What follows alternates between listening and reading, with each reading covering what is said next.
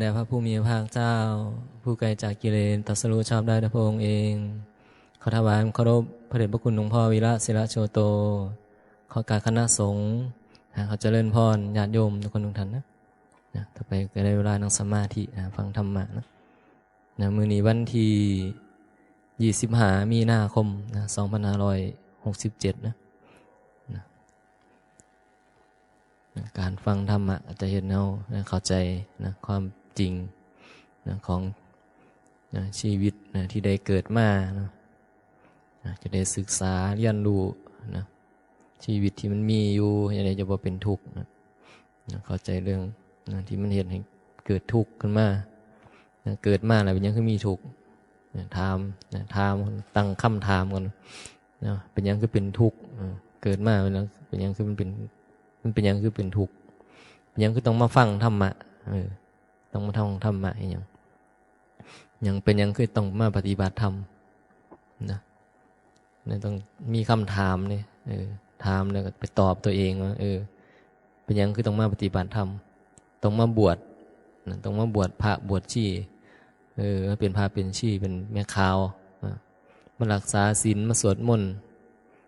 มานั่งสมาธิมาเดินจงกรมเป็นยังคือต้องมาเฮ็ดแบบนี้พร้อมนะเฮ็ดเพื่อเอียงถามเองถามตัวเองนั่นแหละถามตัวเองว่ามาเฮ็ดเพื่อหยังไม่ต้องไปถามคนอื่นเลยเขามาเฮ็ดหยังแบบนี้นะคือบ่อยู่เฮือนคือบ่ไปเฮ็ดเวียกเฮ็ดงานไปหาอยู่หากินนะคือบ่นอนอยู่บ้านนะคือบ่อยู่บ้านไผบ้านมันคือมาอยู่วัดนะคือมาศึกษาธรรมะต้องถามนะกลับมาถามตัวเองย้อนกลับมาถามตัวเองว่าเป็นหยังเขาคือมาอยู่วัดเขาคือมาบวชเป็นพระเป็นชีนะครูบาเป็นหยังครูบาคือมาบวชเป็นพระอยู่วัดนะคือบ่ศึกไปทำการทำงานหาอยู่หากินนะมาบวชอยู่ยังโดนนานหลายปีนะมีคำถามไงนะตั้งคำถามกันมาบางคนก็มาอยู่วัดโดนหลายปีเป็น10 ปีหลาย10 ปีนะเห็นบ่เขาวัดเขาว่าเกี่ยวของกับศาสนามานะคนนะมาอยู่มาศึกษามาทำบุญแน่มาศึกษาธรรมะแน่มารักษาศีลแน่มาเฮ็ดนั่นเฮ็ดนี่ก็วัดก็ว่ามีคำถามตั้งคำถามขึ้นมาเป็นหยังเขาจังมาเฮ็ดเฮ็ดเพื่อหยังนะถามตอบตัวเองได้อยู่มาเพื่อหยังบางคนก็บอกว่าอยากได้บุญก็เลยมานั่นว่าอยากได้บุญอยากมีบุญอยากให้มีบุญหลายๆอยากมีความสุขเกิดมาบ่ค่อยมีความสุขนะมันขาดเขินนะเรื่องนั้นเรื่องนี้นะมันทุกข์นะทุกข์ยากลำบากนะมันบ่ค่อยมีความสุขนะบางคนก็บอกก็เลยอยากมีบุญหลายๆเกิดชาติหน้าจะได้รวยๆจะได้บ่อึดอยู่อึดกิน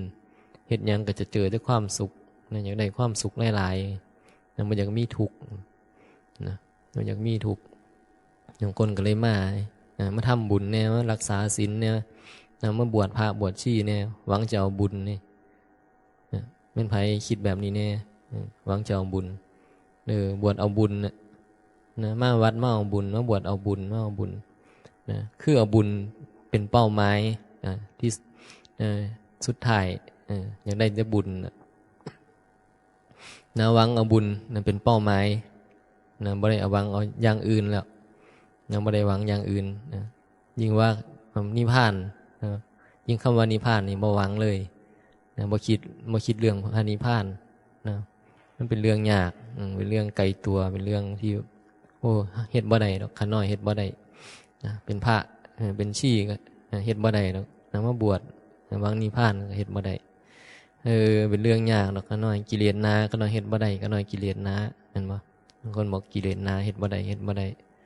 นะเลยเอาแค่บุญนี่แหละนะขอแต่บุญขอไปเกิดนะมันบ่ได้เนาะเอาซ้ำนี่นี่เห็นบ่นี่คือความบ่เข้าใจเนี่ยความบ่เข้าใจเฮาเกี่ยวของกับวัดศาสนาแล้วเฮาบ่เกิดปัญญาเฮาบ่เกิดสัมมาทิฏฐิเพราะว่าเฮาฟังเทศฟังธรรมแล้วเฮาบ่เข้าใจเฮาบ่ใส่ใจศึกษาธรรมะนะเมื่อเฮาบ่ใส่ใจศึกษาความเข้าใจหรือสัมมาทิฏฐิมันก็บ่เกิดขึ้นนะความเห็นถูกนะมันจะบ่เกิดขึ้นนะมันเกิดขึ้นได้ยาก นะกว่าจะเห็นแต่ละคนเข้าใจธรรมะนี่มันยากนะยากตัวเขาเองเขาว่าเองนี่นะก็เข้าใจดีว่ามันเฮ็ดได้ยากทั้งที่ความเข้าใจมันก็บ่ได้ยากแต่มันเข้าใจยากนี่นะมันเข้าใจยากนะพ่อเข้าใจแล้วนะมาปฏิบัติก็ยากนะยากลงไปอีกแม่นบ่นะปฏิบัติยากเข้าใจได้แล้วก็ปฏิบัติยากกว่ามันจะนะปฏิบัติ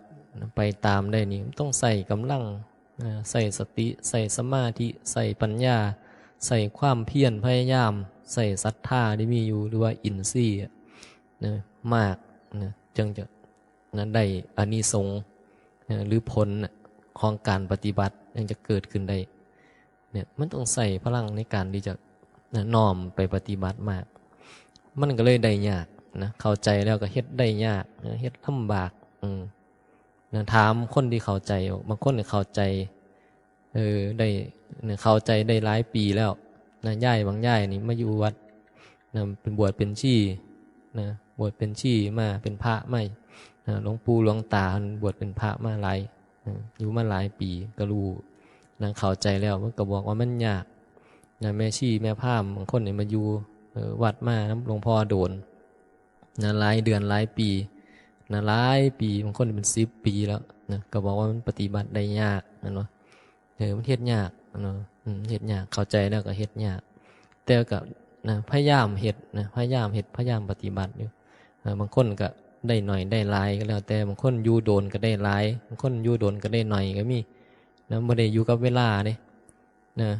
บ่ได้อยู่กับเวลามันอยู่กับการใส่ใจนะอยู่กับการสนใจคนใดอยู่โดนนะบ่ได้ปฏิบัติก็มีนะคนมาที่หลังเพิ่นอาจจะปฏิบัติได้นะมากกว่าก็มีแต่บางคนอยู่โดนปฏิบัตินะได้หลายแล้วนะก็มีบ่มีนะบางคนอยู่มาโดนศึกษามาโดนปฏิบัติได้แต่เฮามองภายนอกบ่ฮู้ดอกบ่เข้าใจเราบ่เห็นดอกว่าไผปฏิบัตินะได้ส่ำใดมองบ่เห็นนะมองบ่เห็นก็จะเห็นนะครูบาเนี่ยมองไม่ชี้แม่พราหมณ์บางคนบางคนอยู่มาก่อนบ่ปฏิบัติมาก่อนนะเฮาจะนะเวลาเฮาจะมาเทศน์มาเว้ามาเทศน์ปราลบธรรมะครูบาก็ต้องระมัดระวังครับนะมีความระวังนี่เพราะว่าบางคนอยู่มาก่อนนะศึกษามาก่อนปฏิบัติมาก่อนยกตัวอย่างนะถ้ามีอาจารย์แม่ชีลำดวนหรือโคศกดีเจที่มันปฏิบัติมาหลายปีแบบนะคนใดที่มันปฏิบัติมาหลายปีเขาฟังเขาเจ้ามีปัญญามีสัมมาทิฏฐิแล้วเขาเจ้าปฏิบัติมาก่อนนะยังแม่ยังแม่คู่เกตนะแม่นั่นแบบนี้นะดีเจหลายๆคนไม่ใช่ปุ้นแบบนี้อยู่มาก่อนหลายปีนะเข้าใจนะมีความเข้าใจมาก่อนนะมีความเข้าใจมีความรู้มาก่อนเนี่ยก็จะปฏิบัติมาเรื่อยๆเขาปฏิบัติมาในเวลาเขาจะปราลบธรรมกับคนกลุ่มนี้ก็จะมันจะต้องระมัดระวังเหมือนเพราะว่านึงนะผู้เพิ่นหูก่อนปฏิบัติก่อนนะจิตมันอาจจะเพิ่นอาจจะไปไกลก็เฮาแล้วมันจะไปไกลก็นะไม่ชี้แม่พราหมณ์หรือญาติโยมบางคนอาจจะไปได้ไกลกว่าพระนะปฏิบัติได้ถึงจะเป็นโยมก็ตามนะอาจจะปฏิบัติได้ดีกว่าพระนะบ่เกี่ยวเพราะว่าบางที่พระก็ยังทะเลาะกันอยู่บ่เกี่ยวกับว่าโยมนายโยมจะปฏิบัติบ่สู่พระเด้เพราะว่าโยมบางคนเขาจะเลิกแล้วเลิกทะเลาะกันแล้วเจ้าเลิกมีเรื่องแล้วนะครูบาอาจารย์ว่ายังก็นอแล้วนะมันจะเคารพนะอ่อนน้อมแล้วนะน่าจะเห็นความผิดปกติที่ต่างจากคนที่ฝึกใหม่นะฝึกใหม่จะต่างกันนะคนฝึกใหม่จะมีทิฏฐิหลายนะทิฏฐิจากความเห็นความเข้าใจมันก็ยังตัวตนก็ยังหลายอยู่นะส่วนคนที่ฝึกมาโดนที่คนที่เข้าใจแล้วเนี่ยทิฏฐิมันจะลดได้นะมันจะต่างตรงที่ทิฏฐินี่แหละทิฏฐิมันจะลดลงได้ทิฏฐิหรือตัวตนมันจะลดลงนะเขาจะฝึกมาโดนนะความเข้าใจมันมากในเวลาเขานะป่าลบยังไปเขาจะเห็นความอ่อนน้อมจากคนที่เขาจะปฏิบัติธรรมมันเกิดขึ้นมาเองนะสังเกตคนที่ปฏิบัติมันจะมีความอ่อนน้อมถ่อมตนเองนะเพราะว่าตัวตนมันหน่อยลง นะเขาว่าอยากมีเรื่องนะเขาอยากจบเนาะทุกคนอยากจบแล้วมันจะบ่ดันทุลังนะนั่นจะบ่ดันทุลังจะบ่จังสั้นจังซี่จะบ่เรื่องมากหรอกนะอย่างหลวงพ่อว่าแบบนี้นะจะจบนะนะลูกศิษย์ที่คนไหนที่เขาปฏิบัตินี่เขาก็จะจบนะถ้าว่าเอาแบบนี้ได้บ่แบบนั้นแบบนี้ออกความเห็นได้นะพ่อครูบาอาจารย์ว่าโอ้แบบนั้นแบบนี้ก็ดีน่าจะดีนะอันนี้คนที่เขาเข้าใจธรรมะนี่มันก็จะน้อมไปง่ายนะมันจะเข้ารบนะมันจะมีความเข้ารบมากนะความเข้ารบมันก็จะเกิดขึ้นมาเพราะว่าตัวตนมันบ่มากนะมันจะบ่เอาถูกเอาผิดเอาแบบนั้นแบบนี้ก็จะบ่ยุ่งยากนะมันจะง่ายขึ้นนะคนที่ปฏิบัติธรรมนี่ถึงบอกว่าคุยกับคนปฏิบัติธรรมมันง่ายนะอีหยังก็ได้มันง่ายๆนะคนที่เขาปฏิบัตินี่พูดถึงว่าคนที่เป็นปฏิบัติมาก่อนนี่นะคนที่เขาศึกษามาก่อนนะบ่เกี่ยวกับนะเป็นพระเป็นชีเป็นอย่างนั้นมันเกี่ยวกับคล้ายๆว่าคนใดรู้ก่อนคนนั้นปฏิบัตินะผลก็จะเกิดขึ้นมาเองนะผลจะเกิดขึ้นมากขึ้นน้อยก็อยู่ที่การปฏิบัติแล้วบ่เกี่ยวกับพระนะบ่เกี่ยวกับโยมบ่เกี่ยวกับทุกคนสามารถปฏิบัติได้เบิดเป็นพระเป็นชีเป็นโยมขอให้เข้าใจแล้วก็น้อมปฏิบัติ นะมันจะเกิดผลขึ้นมาเองแล้วความเปลี่ยนแปลงนะแล้วความเปลี่ยนแปลงของจิตมันก็จะเปลี่ยนไปแต่ก่อนเฮาอาจจะบ่ยอมบ่อยากยอมบ่อยากรับฟังทิฏฐิกามานะหลายมันก็จะลดลงไปเองนะเรื่องทิฏฐิมานะมันจะลดลงไปได้อันนี้คือคนที่เพิ่นปฏิบัติมาเฮาสังเกตไงในเลือกที่จะสังเกตเนาะแล้วเกี่ยวของนะเขาจะรู้ทุกคนจะรู้ฐานะของตัวเองดีว่าเกี่ยวของกับนะอย่างโยมเกี่ยวของกับพระคนปฏิบัติธรรมก็จะรู้ฐานะของตัวเองว่าถ้าเป็นฐานะนะญาติโยมนะเป็นฆราวาสถึงจะปฏิบัติดีส่ำใดนะเพิ่นกราบพระกราบเนียนก็ได้เพราะว่าทิฏฐิมันบ่หลายนะมันจะฮู้ว่าฐานะเฮาเป็นแบบนี้เห็นบ่เฮาเป็นฆราวาสนะเฮาถือศีล5นะเฮาสามารถที่จะกราบเนียนผู้เพิ่นถือศีล10ได้กราบพระบวชใหม่นะมื้อ1 2มื้อหรือบวชตอนนี้ออกจากโบสถ์มาเพิ่นก็กราบได้เพราะว่านะด้วยฐานะนะทางสมมุติมันเป็นแบบนั้นนะเขาจะเข้าใจดีเรื่องพวกนี้เพราะว่านะคนที่เป็นปัญญาชนจะรู้เรื่องพวกนี้ดีนะจะบ่มีทิฏฐิก็พวกนะบ่แม่นว่าโอ้ยกูปฏิบัติได้ปฏิบัติมาก่อนปฏิบัติมาโดนหลายปี10ปี20ปีอยู่วัดมาโดนบวชเป็นพระเป็นชีมานะบ่ยอมเด้ทิฏฐิหลายนะเห็นพระเห็นเน้นบ่อยากกราบอยากไหว้เพราะว่าตัวตนมันหลายนะเข้าใจว่าความเป็นเฮานี่มันปฏิบัตินะจึงเห็นคนหลายคนบอกนะบวชเป็นมหาสื่อออกไปนะโฆษณาอันว่าบ่ยอมได้ไปหาบ่ยอมคนง่ายๆนี่นะสื่อออกไปเป็นทิศเป็นจานเนาะบ่ยอมไปง่ายเพราะยังความรู้หลายนะทิฏฐิก็เลยหลายไปตามนะก็ถูกมันดีนะความรู้หลายแต่ว่าคันทิฏฐิมานะหลายนัวดีตรงนี้นะมันเสียตรงนี้ นะยังเห็นบางที่ก็ว่าไปเห็นเขาจะเรียกว่าพูดธรรมะกันตามแพลตฟอร์มสื่อต่างๆ YouTube TikTok อย่างไรเนี่ยบางคนก็โจมตีมาพระบ่ควรใส่เงินพระบ่ควรใส่โทรศัพท์พระบ่ควรไปตรงนั้นตรงนี้ที่มันอย่างแบบนี้นะเขาก็จะมีมุมมองแบบนั้นก็ออกมาโจมตีว่าเนี่ยมันบ่เป็นกิจของพระอันนั้นอันนี้โดยที่ให้เอาเหตุผลของตัวเองคนเดียวมาแล้วก็มาตัดสินนี่มาตัดสินว่าอันนี้บ่ควรอันนี้บ่ควรอันนี้บ่เหมาะอย่างแบบนี้นะมันต้องแบบนี้นะโดยมองแค่มุมที่ตัวเองนะคิดว่ามันดีมันถูกนะก็ไปมองเอามุมเดียวนะมองไปมุมเดียวแต่ถ้าคนที่เขามีปัญญาเขาก็มองไปหลายๆมุมที่มันเขาเฮ็ดแบบนี้เพื่อหยังประโยชน์อีหยังก็ต้องไปเบิ่งอีกก่อนพิจารณาโดยเหตุโดยผลกันนะว่ามันจะเป็นประโยชน์หรือเป็นโทษนะเป็นประโยชน์หรือเป็นโทษก็ไปมองที่มุมว่าเห็นแล้วมันเป็นประโยชน์ต่อธาตุต่อขันธ์นะต่อการเป็นการอยู่มันก็บ่มีปัญหาหยังหรอกแล้วว่าแต่ไปสร้างปัญหาความเดือดร้อนนะว่าเฮ็ดให้คนอื่นนะเป็นทุกข์แต่คนบางคนนะมองมุมเดียวก็จะรู้สึกว่าแบบนี้บ่เหมาะอันบ่เหมือนเห็นพระบางที่นะมันเห็นพระ ไล่ใน YouTube ใน TikTok จังซี่นะครับเข้าไปเห็นเพราะว่าทุกมื้อมันมี YouTube ถ่ายทอดสดไงถ่ายทอดสดก็มีพระเพิ่นมานั่งเทศน์อันนี้ไอ้คนบางคนก็ออกมาวิจารณ์เนาะมี TikTok ให้มาเทศน์คนใดเขาศรัทธาเขาไปฟังได้ประโยชน์เขาก็ไปฟังอีกพวกนึงบอกพระบ่ควรเฮ็ดเนี่ยบ่ควรที่จะมามาเฮ็ดแบบนี้อย่างก็มองไปในมุมของเฮานะมุมของเฮาแต่เฮาเข้าใจว่าคนเฮามันมองหลายๆมุมนะมุมของไผของมันนะคิดคนละแบบนะยืนคนละจุดนะมันก็คิดไปคนละอย่างนะแล้วจะปรุงแต่งไปแต่ถ้าคนที่เข้าใจธรรมะจริงๆนะมันก็บ่ไปต่อต้านบ่ไปต่อต้านต้องเข้าใจว่าเหตุผลเพื่อหยังน่ะต้องมาดูที่เหตุที่ผลว่าประโยชน์เกิดขึ้นบ่หรือเฮ็ดแล้วมันบ่เหมาะสมมันเสื่อมนะอันนี้เฮ็ดแบบนี้มันบ่เหมาะสมนะนี่นะอันนี้เฮ็ดได้ประโยชน์นะไล่นะเทศธรรมะสอนธรรมะสอนให้คนทำความดีสอนให้คนทำบุญสอนให้คนซอยเหลือสงเคราะห์สอนให้คนพ้นทุกข์ได้อย่างก็แบบนี้เฮาไปมองไปในมุมที่มันเป็นประโยชน์นี่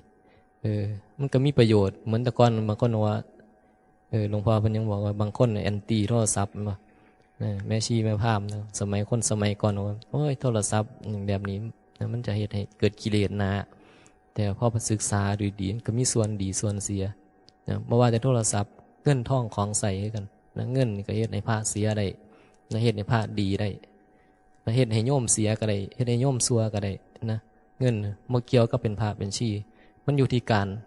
เอามาบริหารจัดการนะมันอยู่ที่การที่เฮาใส่มัน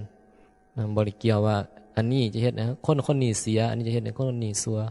นะคันเฮาบริหารจัดการบ่ดีบางอย่างก็มีคุณบางอย่างก็มีโทษนะสิ่งเดียวกันอาจจะได้ทั้งคุณแล้วก็ได้ทั้งโทษก็ได้นะแต่บางสิ่งก็มีแต่โทษอย่างเดียวอย่างยาเสพติดยาบ้ามีแต่โทษบ่ส่วนบางอย่างก็มีแต่คุณอย่างมีคุณมีโทษมีทั้งคุณมีทั้งโทษเนี่ยอย่างเงินทองของใส่ก็มีคุณเนี่ยใส่เป็นก็มีประโยชน์นะบริหารเอามาใส่สงเคราะห์ก่อนทุกข์ได้นะใส่ว่าเป็นก็เป็นโทษอีกนะเนี่ยนะคันคนที่เข้าใจได้ปฏิบัติมาโดนๆนะศึกษามาโดนเข้าใจเฮาก็เข้าใจเฮานะเขาอยู่นะทุกคนน่ะสามารถที่จะนะปฏิบัติธรรมได้หมดเป็นพระเป็นชีเป็นโยมเป็นยัง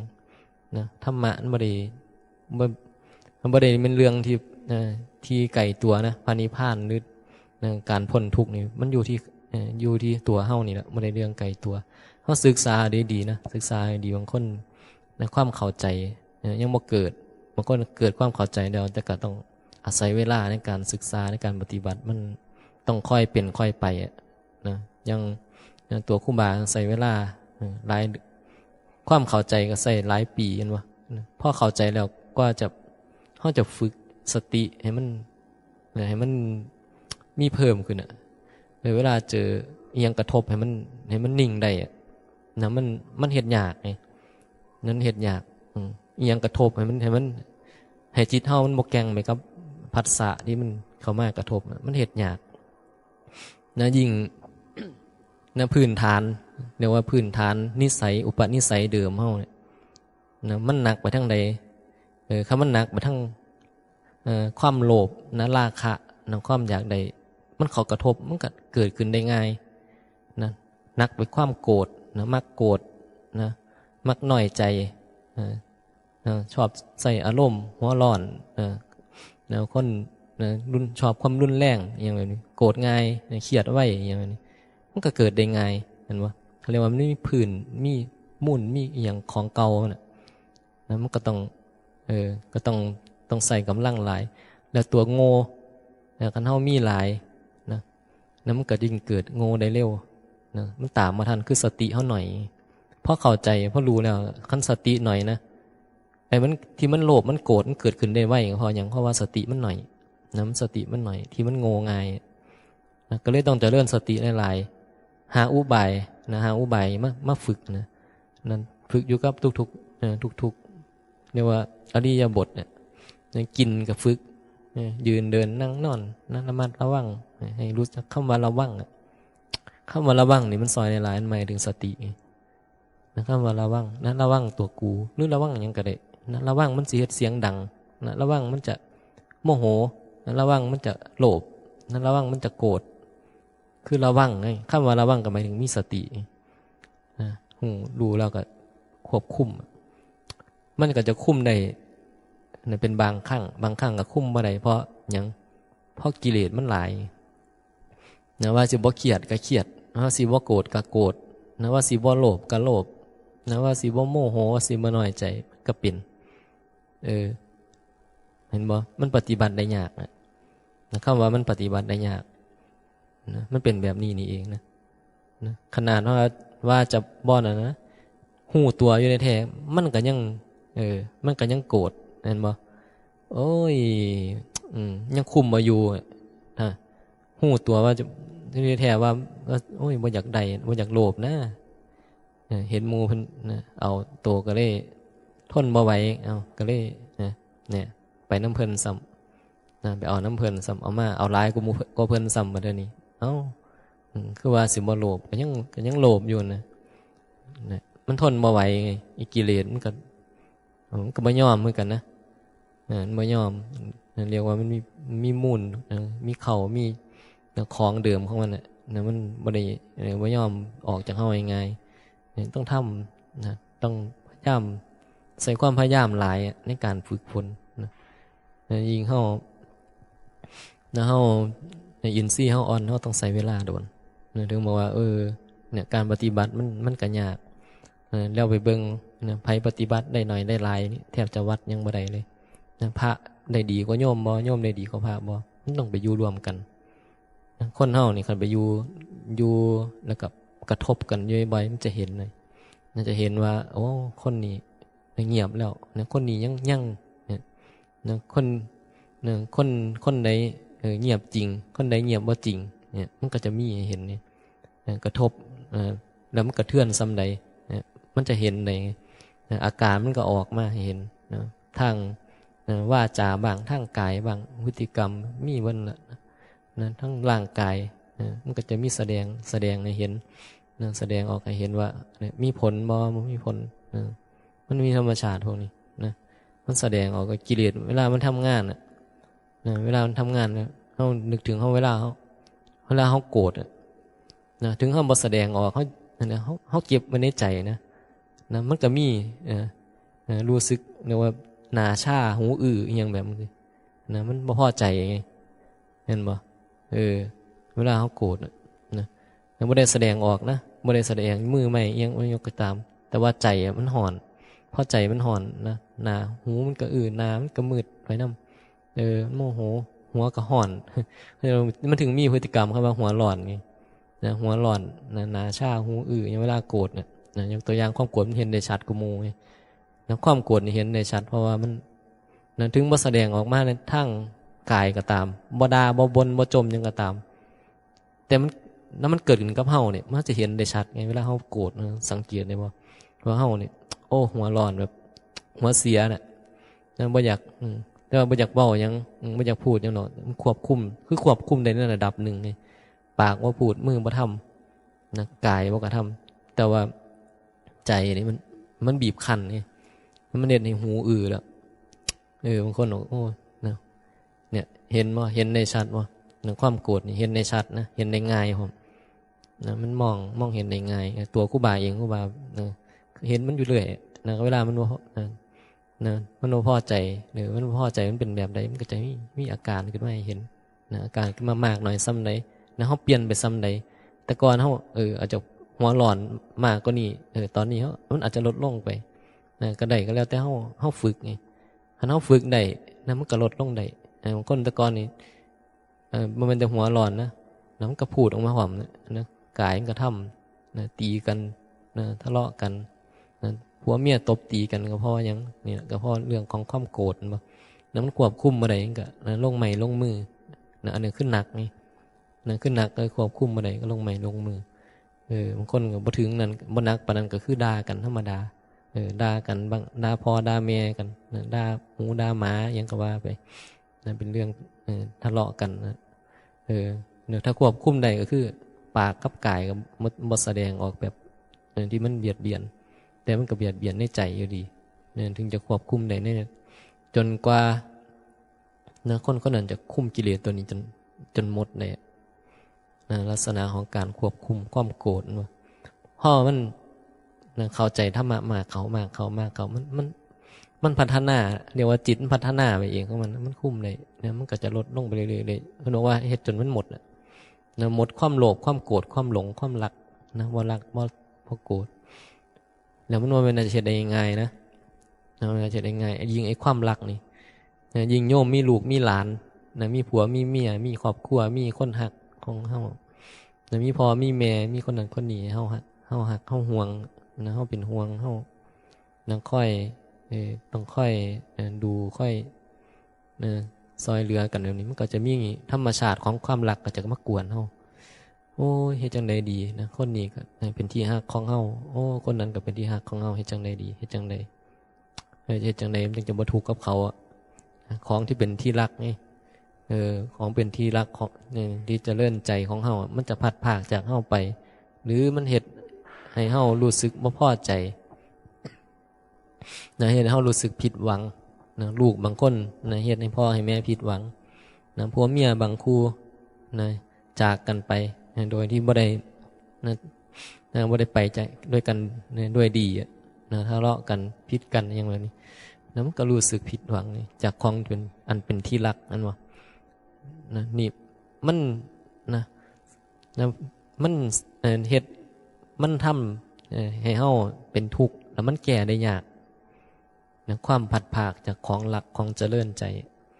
นะมันแก้ได้ยากไงนะความรักก็แก้ได้ยากว่ามันจะความโกรธนะความโกรธเนี่ยมันก็แก้ได้ยากจะบอกว่ากิเลสตัวใดมันแก้ได้ง่าย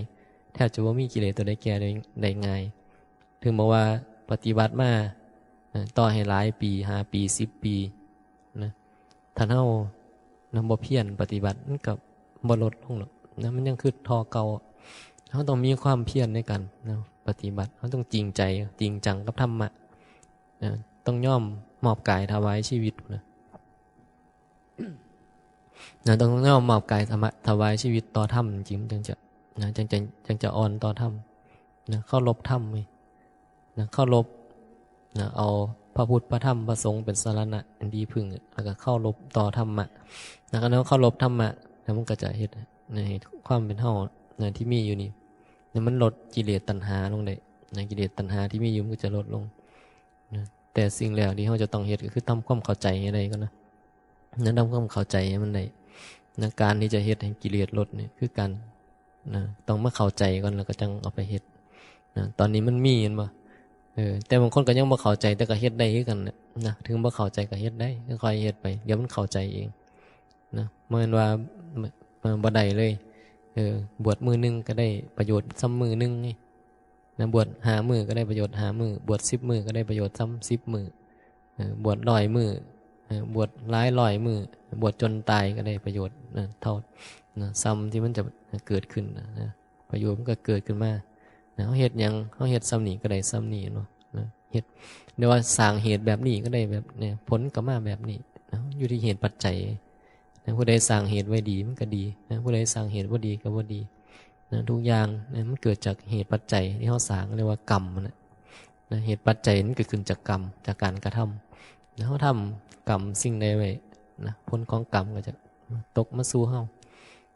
คันเขาทำกรรมดีมันก็ดีทำบ่ดีผลกรรมมันก็บ่ดีสุดท้ายคนที่ทุกๆคนตอนนี้มันอยู่กับผลของกรรมไหมถ้ามีกิเลสมันก็เป็นอยู่กับผลของกรรม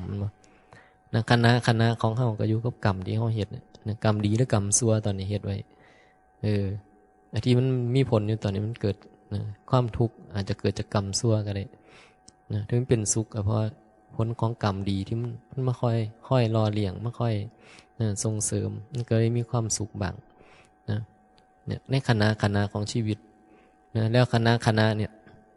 คณะของชีวิตเนี่ยมันนึกถึงตอนนี้นะในเวลาเขาจะปฏิบัติธรรมนะพูดถึงว่าเวลาเขาจะปฏิบัติธรรมเขามานึกถึงปัจจุบันปัจจุบันเนี่ยมันเป็นยังไง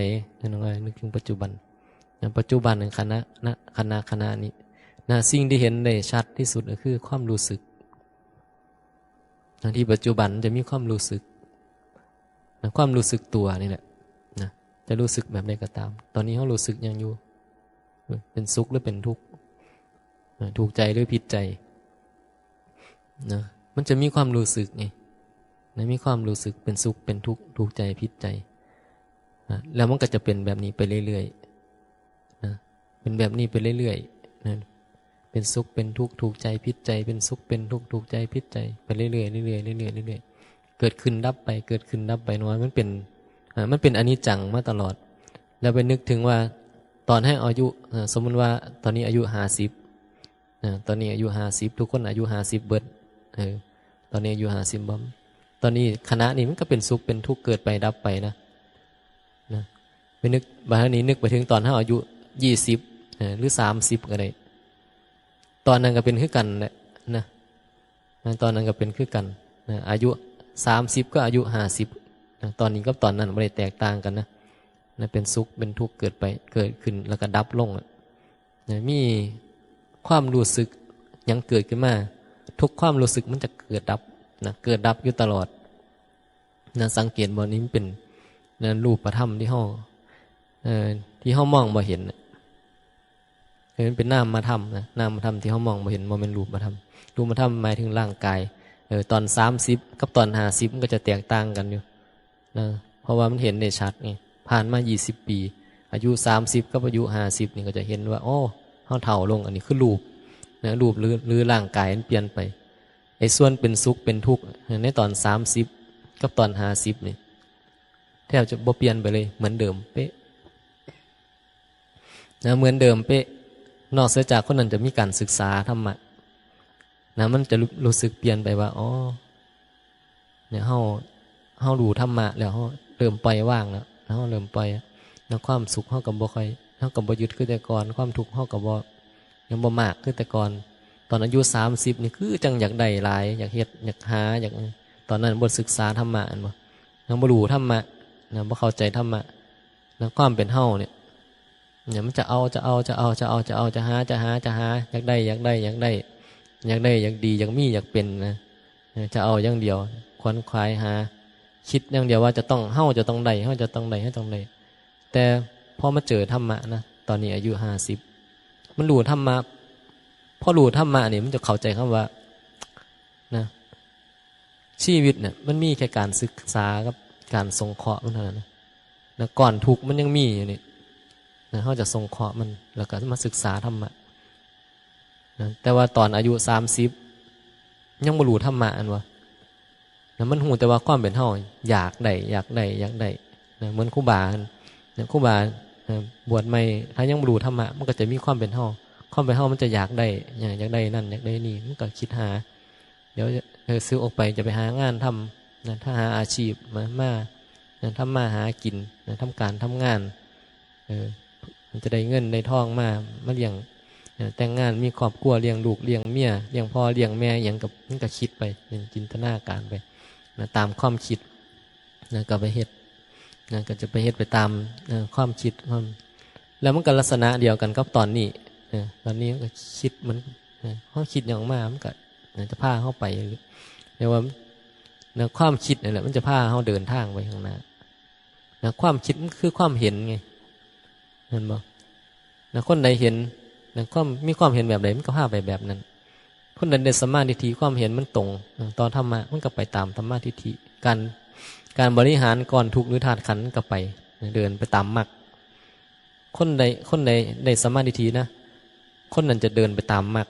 เขาจะมีมรรคของเขาจะปฏิบัติธรรมแต่ถ้าเกิดครูบาบ่ได้สัมมาทิฏฐิครูบากับบริหารก่อนทุกข์คือกันแต่ว่ามันจะบ่มันเป็นทางของมรรคนะมันจะเป็นทางของสัตว์โลกล้วนๆนะความเป็นเฮาก็จะไปเรื่อยๆยังครูบาเป็นมาบวชใหม่แต่เกิดเพิ่นบ่เข้าใจนะบ่ได้สัมมาทิฏฐิแต่ถ้าเกิดเพิ่นเข้าใจปุ๊บชีวิตมันก็จะเดินไปตามมรรคตามมรรคนะมันจะเฮ็ดนะจะเลื่อนมรรคได้ปฏิบัติธรรมได้อาจจะซึกออกไปก็แล้วไปทำมาหากินด้วยกันไปแต่งงานมีครอบครัวมีลูกมีเมียมีเหตุมีการมีงานเหตุแต่ว่าการเดินทางจะมีองค์ของมรรคไปตามมรรคนะไปตามมรรคตามสัมมาทิฏฐิ นะถ้าเพิ่นจะปฏิบัตินะถ้าเพิ่นน้อมใจมาทางนี้นะสามารถที่จะบรรลุธรรมนะเป็นโสดาบันได้นะแล้วก็เป็นถึงฮอดพระอรหันต์ได้คือกันนะถ้าเฮ็ดตามนะแต่ถ้าใดแล้วบ่สนใจบ่ใส่ใจคือทิ้งก็บ่มีผลหยังเพราะหยังเพราะสัมมาทิฏฐิเนี่ยนะมันยังบ่ได้เฮ็ดให้คนนั้นเป็นอริยะนี่นะมันยังเปลี่ยนแปลงได้ทุกเมื่อนะสัมมาทิฏฐิความเข้าใจความเห็นถูกนะอาจจะเฮ็ดให้คนนั้นนะยังหนีจากหนทางนี้ได้เพราะว่ามันยังบ่เข้าสู่ภูมิอริยะครับเนาะนะจนกว่าจะเข้าสู่ภูมิของพระอริยะเท่านั้นถึงจะตัดหนทางอื่นออกแล้วมันจะตั้งไว้ทางเดียวมันจะไปทางมรรคผลนิพพานอะไรนี่นะทางเพราะว่าภูมิจิตเป็นอริยภูมิเลยนะมันจะเดินหน้าไปเรื่อยไม่ถอยหลังส่วนสัมมาทิฏฐิโอกาสที่จะเผลอพลาดมันมีใดยังถอยใดนะถ้าเขาเข้าใจที่นี่นะถ้าครูบาหรือใครก็โยมก็ตามถ้าเข้าใจแล้วนะถ้าเขาเข้าใจธรรมะแล้วนะชีวิตที่มันมีอยู่เนี่ยนะ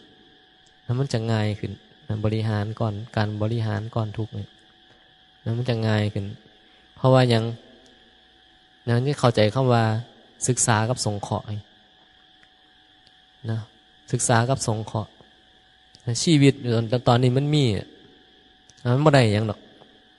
นะความเข้าใจมันบอกว่ามันบ่ได้หยังนี่นะมันบ่ได้หยังนะมันเกิดมาเนี่ยเป็นคนตอนนี้จะอายุมากอายุน้อยอายุส่ำใดก็ตามจะอยู่อีกเป็นเดือนเป็นปีอยู่5 ปี10 ปีอยู่อีกฮอด100 ปีสุดท้ายมันก็บ่ได้หยังมันจะหามไปเผาทิ้งมันจะบ่ได้หยังนี่ถ้าความเข้าใจมันเกิดเนี่ยมันจังเข้าใจได้นะถ้าสัมมาทิฏฐิมันเกิดจะเข้าใจได้ว่าไอ้ชีวิตเฮาที่มีอยู่นี่มันบ่ได้หยังดอกนะบ่ได้หยังเพราะว่าหยังมันเป็นแค่สังขารที่มันปรากฏเกิดดับมันเข้าใจเรื่องของอนิจจังทุกขังอนัตตาได้ดีว่าโอ้ขันธ์5เนาะรูปนามเนาะ